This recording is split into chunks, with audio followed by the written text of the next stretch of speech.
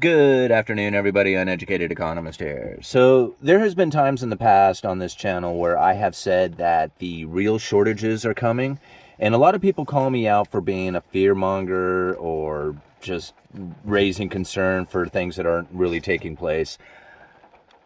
You know, a lot of this is theory. We kind of put these parts and pieces together and we try to figure out what it is that all this means as far as what the future is going to hold for us. It's very difficult to try and understand what is happening when you take a single shot picture of what is happening right now and then try to use that information to determine what the future is about ready to hold. Because a lot of people look at, when things get very obscured and these prices shot up, there was many people across the board out there screaming about how corporations were gouging people, right? Remember this? They were gouging the consumer. And there was a lot of talk about this in the lumber industry. Now, I'm one who follows the lumber industry very closely. Now, I work retail lumber for a living. I am in close contact with mills. I'm in close contact with vendors, distributors, wholesalers, loggers. I mean, there's really no part of this business when it comes to lumber that I am not in somehow communication with every single part of the industry. So it was easy for me to call out lumber. It was really easy for me to do it. And when lumber was running up to $1,700 per thousand and everybody was pointing at lumber saying, this is the Federal Reserve's money printer, and I said, no way. This is not due to the money printer. This is due to a supply chain breakdown. Period. It is supply-demand imbalance that has taken place. Huge inventory depletion right at the same time that there was a stimulus package that came out that caused everybody to go out there and start buying into lumber for decks and fences and remodels and new construction. And it just really depleted all the inventory that was out there. That was the main reason you saw lumber shoot up as high as it did. Because out there in the lumber purchasers, as far as lumber purchasing goes, there is an inelastic demand, meaning that once a builder has started in on a project, they have to go forward with it no matter what. And if there is a inventory depletion or a supply chain breakdown and it's causing the prices to go up, guess what? They're going to pay the price because they are inelastic. They have to buy it. They have to continue on with this project. And that's really where I think a lot of people were misunderstanding why it is that lumber was going up to the price that it did. If people could back off and say, hey, I'm not going to be purchasing this lumber, right? Well, then the inventory levels would then, reestablish themselves. And that's exactly what happened. When the inventories reestablished, when we had full inventory again and all the mill production was then at capacity, filling in the demand that was taking place at the time, prices plummeted. And this is where we're at now. We have prices down at $400 per thousand on the lumber futures, which is $1,300 per thousand less than its all-time high. So like all the inflation has completely vanished out of lumber. And all the stories of people talking about how the lumber industries were racking in record profits and how this was a manipulation tactic in order for them to bring in these record profits through their price gouging manipulation. Well, these mills are now suffering. What's the excuse now, right? I mean, do you feel sorry for them or not? I mean, they're not producing lumber anymore. They had a very small window of opportunity in which that they could sell lumber at a high price, but there wasn't a lot of demand for it at a high price. There was just a lack of inventory, right? So now lumber prices are down at what would be considered a very normal price, and the demand for it is almost non-existent, right? So this is the reason why we have prices as low as they are. Take a look at the hog producers, right? Hog producers aren't exactly living high on the hog, right? All these pork producers. Look at the link I leave down in the description. Right? During the pandemic, high demand for pork products, right? Everybody was out there screaming shortages, right? They're trying to get a hold of a hold of everything, right? Pork being one of them. Well, do you remember the videos that I was putting out talking about how my friend was able to go find live hogs ready for butcher, right, for $100 a piece? Now, this is an incredible price. Like most of the time, getting a little piglet costs you like $50 to $100, right? But this is a completely finished hog ready for butcher that he was able to get for $100. This is just as COVID was kicking in and all those pork processors were shutting down. right? There was no place to go with these hogs, so they had to sell them incredibly cheap. Well, what happens to investment going into hog production or pork production during a time when these pork producers, these hog farmers, are sitting there going, man, we got to get rid of all these hogs and there's no place who's buying them. We got to unload them incredibly cheap. How much investment into hogs or into raising pigs the next year are they going to go? Like, I mean, it's just like they just lost a bunch of profit. So how much investment are they going to do into it? It's going to be very little. Well, what happened to the pork prices during that time? They shoot up. Right? What happens to investment into pork production when the prices are really high? It ramps up. Right? What happens then? Overproduction, right? Now the production is more than the demand and the prices are falling and these pork producers are going out of business.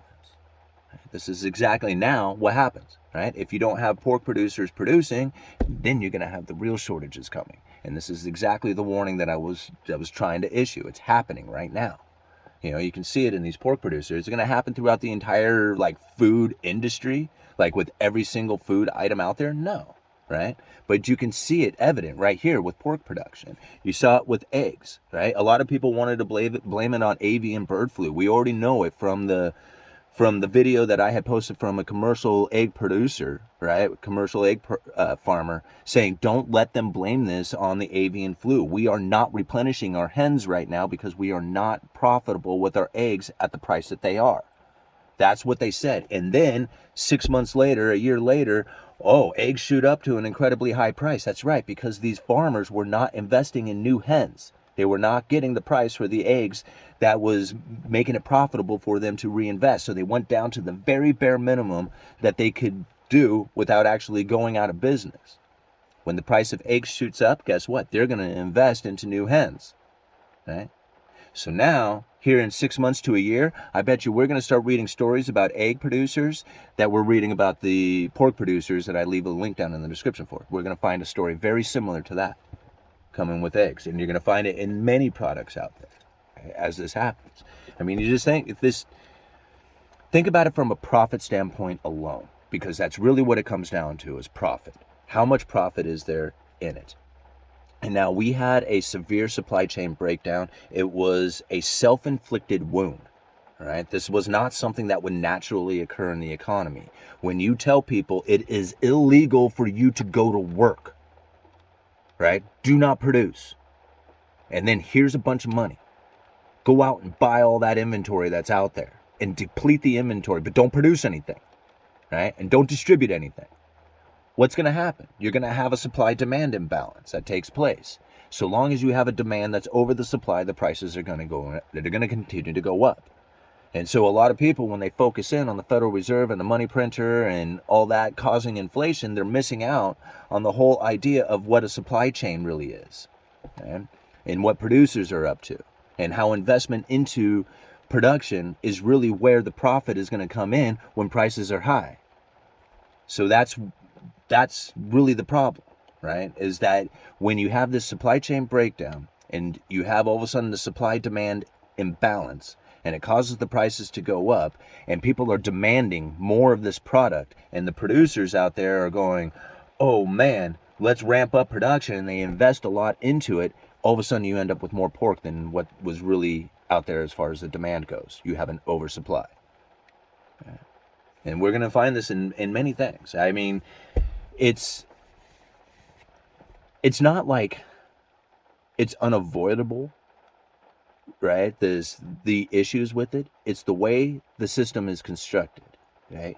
If you have profit being the main driver of business and you have an imbalance that takes place, the equilibrium from that, it takes a while to go through. You have to go from oversupply to undersupply to oversupply to undersupply until you finally find out where it is that the producers are going to be profitable and the consumers are going to be accepting, right? And that is not an easy place to find, right? Because when do you know how much you have? You have this huge demand for pork, right? Everybody's out there, I want bacon, I want hams, right? And so the producers are out there going, holy crap, look how much money these people are paying for it. Boom, boom, boom. You start investing into it.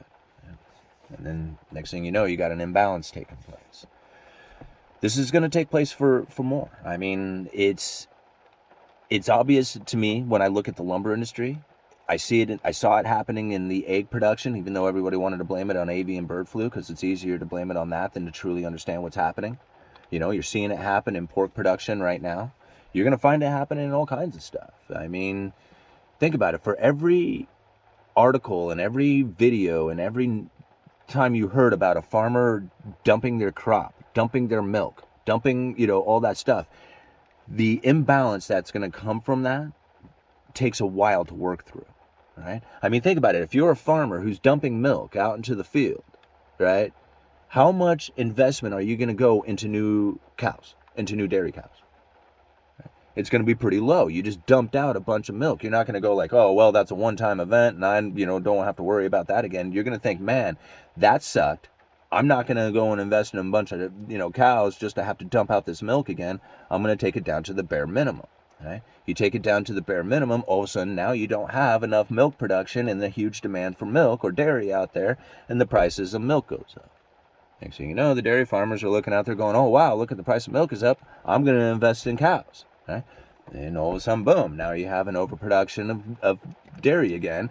And, you got government subsidies and all kinds of stuff to, tell to take care of the farmers. It's like, it's a vicious cycle of it almost. I mean, but it's not necessarily a cycle of it. It's more of the economic event that took place that's caused it to happen. Give it some time and it'll eventually find its equilibrium. All right. Uneducated Economist, you guys let me know.